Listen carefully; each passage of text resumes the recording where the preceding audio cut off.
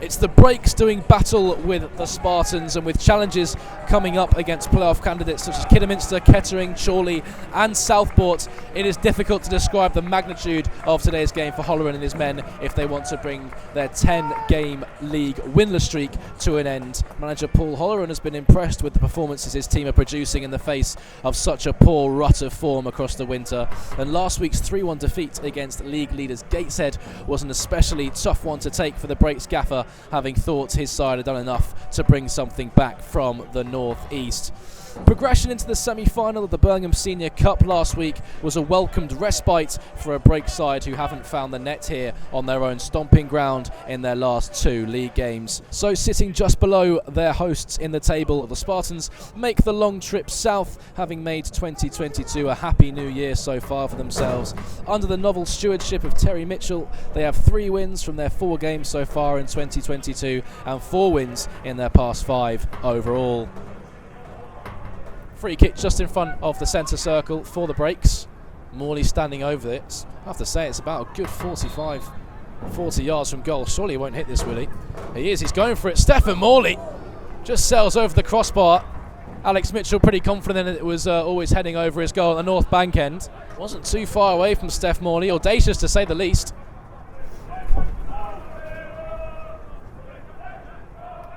Meredith then with the throw, dealt with by Robbie Dale on the corner of the penalty area. Dealt with, back in towards the penalty area. Junior English across, dealt with again at the front post by Blyth. Half chance of the game for Leamington.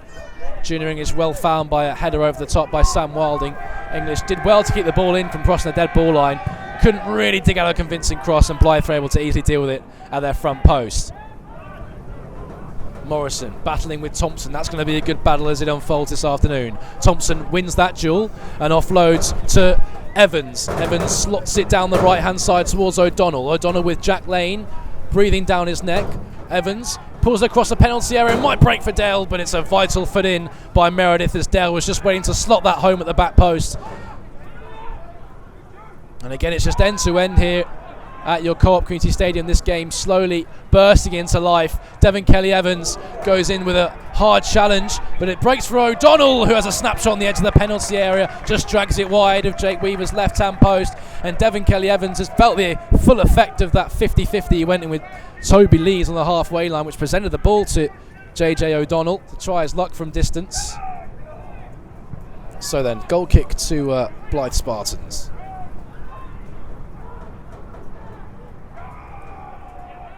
Leamington have picked it up again from the goal kick. Steph Morley advancing from left back to join the attack. First time cross, whipping in towards the back post. Parker arriving back across goal. Might come from Meredith. Strikes towards the near post. Dealt with by Almond, and Little prevents the ball heading out for a corner. Recycled back in by Joe Parker. Big shouts for hands against Nicky Devedix as he rose to meet the cross of the front post. The referee Ross Martin disinterested in those claims. But it was a venomous drive from Dan Meredith from the recycled ball towards Alex Mitchell's near post. Ullman did well to get his head on it, as that looked like it was flashing inside of Alex Mitchell's near post.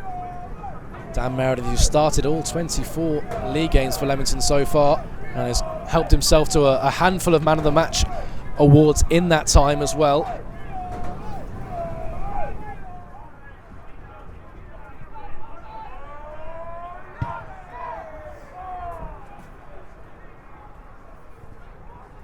Loose ball, breaks for Devin Kelly-Evans, just outside the penalty area, spins away from one challenge on the right-hand side, offloads to Parker. Parker rightfully across, in towards Turner, who gets a foot on it towards goal. Did what he could, it was a tame effort gathered by Alex Mitchell. He did well to get any sort of effort on goal, but it was tame in the end, and easy enough for Alex Mitchell, straight down the Blyth Spartans goalkeeper's throat. Blyth players being caught late by Parker on that far side of the Spartans left, midway inside the Leamington half, right on that left-hand touchline. It's Dale standing over it, and it will be Robbie Dale swinging towards the front post, and Jake Weaver had to be aware. Allman looking to shoot on the spin, but it's cleared away by Leamington. Hickey recycles into the penalty area, but it's over Jake Weaver's crossbar. Well, Robbie Dale with a teasing drive into the penalty area, took a skip off the turf in front of the Leamington goalkeeper, with O'Donnell just rushing across his line of sight, and Weaver had to react smartly just to stick a left leg out. Turner skips away from Reed, in down the left hand side, crossing position for Dan Turner, takes it towards the byline, back across goal, cleared away at the front post, and then it's a deflected clearance off of Devon Kelly-Evans that takes it behind for a goal kick, but Turner again just escaping the clutches of Sean Reed down that left hand side. Blyth have an opportunity from a dead ball situation. It's short, it goes to Hickey. Robbie Dale again. Right hand side, left footed ball to the penalty area, flicked on by Evans, dealt with by Carl Morrison and hoisted to safety by Morley. Well, it was Ullman with a shot on the spin from the edge of the penalty area. Morley, well, he hoisted it to safety, but it came straight to Hickey. Couldn't quite keep the effort down, and it sailed over Jake Weaver's goal and into the Blyth Spartans contingent who are gathered on the Harbury Lane end.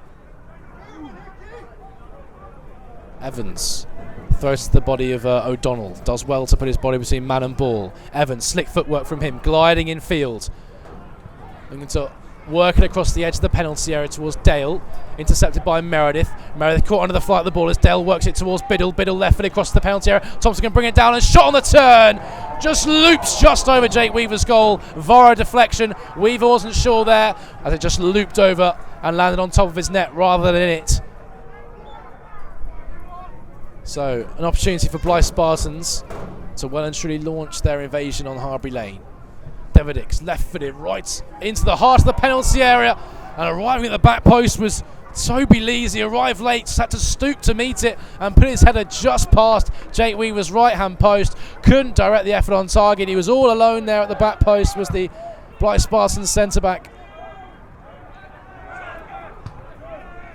So then, Leamington 0, Blyth Spartans 0. This one rests on a knife edge. It could really go either way as Turner invites Devon Kelly-Evans forward down the left-hand side, twisting and turning this way and that. Finally offloads to Morley. Touches in field, right-footed delivery in towards Edwards. In the fray straight away, Edwards towards goal, off the line by Blyth Spartans. Cleared away by Devedix. Almost an instant impact upon his league return to Harbury Lane from Jack Edwards. Had two bites at the cherry at the back post. Headed first, and then not one but two headers. This one looping over Alex Mitchell, who was rooted to the spot, had to be saved by his centre-back partner Sean Reed on the line, who was aware enough just to nod away and prevent Jack Edwards opening the scoring on his league return to Harbury Lane. Edwards prods towards Devon Kelly-Evans, gets there ahead of the Blyth man. Devon Kelly-Evans again, slots one through towards Edwards, left-hand side of the penalty area. His attempted pullback is well snuffed out by an on-rushing Alex Mitchell, but he will concede the corner kick. Leamington sensing something here with 10 minutes on the clock.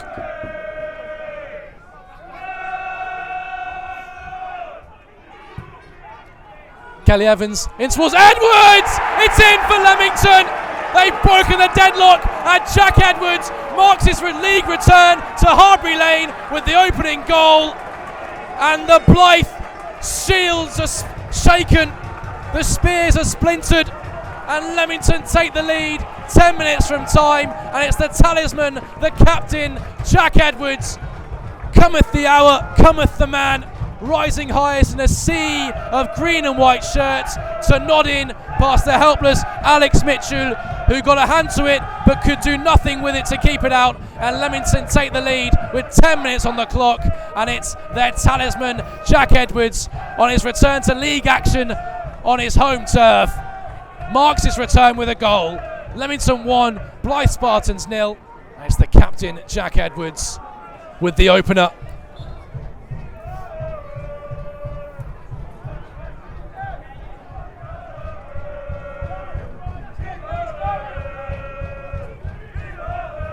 And there is the full-time whistle, and it's a 3 points of a magnitude that is difficult to put into words. It's a win that has huge parameters for Leamington, their first league win in 11, as Jack Lane and Jake Weaver embrace each other on the halfway line. The gold shirts have worked man for man for each other this afternoon and were given their reward when the veteran, their talisman, popped up with the goal, rising highest in the penalty area to bury his header past the dive of Alex Mitchell and mark his return to your Co-op Community Stadium in the league with a goal of huge magnitude for his side after a rut through the winter in which they very much experienced the Christmas blues. It's finished here. Leamington 1, Blyth Spartans 0. So Paul, a great 3 points there against Blyth Spartan, with the weather conditions as well. What are your thoughts on the game? Their manager Terry said to me after the game, he said I think it'd be last on match of the day, which is probably about right, isn't it? But listen, it's what's been dealt. It's not a great day. It's lively. It's windy.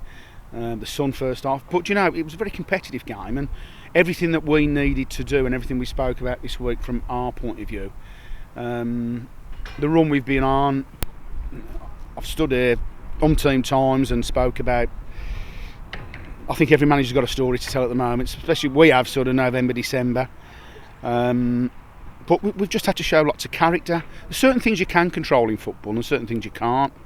You know, it's not going to be like Roy the Rover stuff. You're not going to go from not winning for 2 months, then all of a sudden start in this division winning games comfortably. In this division, you've got to grind it out. And today, that was really pleasing me the most. For our concentration levels, there was no lapses. Our work ethic was brilliant. Won our duels. And sometimes you've just got to do that to get back, and then you hope that the chances come along. And I think on the balance of chances, we might have just edged it. There'd be an argument that either side probably didn't deserve to lose it, but I think just on our boys, if we can just talk about our boys, I think after where we are at the moment and the run we've been on, and you know, quite a young team, and you know, we've had Joe Clark go down again this week. We've been put through the mill, so they deserve that. They deserve that feeling. And listen, I think we all probably, it doesn't matter whether it's you guys, me, supporters, staff, everyone probably needed that win today. We saw Jack Edwards come on to get the goal. How good is it to have him back, and then also the bringing in of Adam Walker? How are we feeling with the squad at the minute? Yeah, well, obviously, you know, we've had to, more so than ever, we've had to, obviously, with Joe Clark, we'd already brought Adam Walker in anyway, but obviously Joe Clark's sadly had a recurrence of his injury. Jack, we've just been gently bringing back in, and this has been his best week. He hasn't had sort of any symptoms, and you know, we were sort of tempted, but that was the pleasing thing today. I thought the three lads off the bench, Jack, Gitto and Kelsey, have really made a difference when they've come on. You know, and Kelsey's done great for us, but he's up there week in, week out. When you're a young boy at this level, it's difficult then when you're 10, 11, 12 games without winning a game. It's tough. So every now and again, you just need to bring him out, give him a breather, come on, he was great when he came on. Like you say, lots of good performances today. It's brilliant. Listen, it's great to have Jack back round the group. It's great. You can see what the Leamington fans think of him, and it's probably written in the book in it that he'd come on and, you know, and get us the goal. It was just what Jack does, isn't it? It's good delivery from Devon, and it's a good finish from Jack. But we've watched that for years, haven't we? And years, him doing that. So no, it was really good day for us today, and it just gives everyone that bit of belief. Because listen, we've in amongst the games where we haven't won, there's been some really good moments and spells, but it's been riddled with mistakes, individual errors, bad periods, and some of that is because we've been swapping and changing so much and bringing boys in that are good young boys and kids, but not a lot of experience at this level. You could see the difference probably towards the end there, you know, when you've got sort of Adam Walker, Gitto and Jack in the middle. It just gives you that bit of nous as well. And listen, we're delighted. Adam's been threatening to come here for many a year, and it just became available with the Telford situation, and I was delighted really, because he, you know, it was one of them that, listen, he just wanted to come here, which is refreshing for a manager at the moment. He just said, if we can get it done, I just want to come to Leamington. So that was great, and he's a local boy, he's 10 minutes from the ground, bags of experience, and he'll fit in well here, and he's had a good debut today.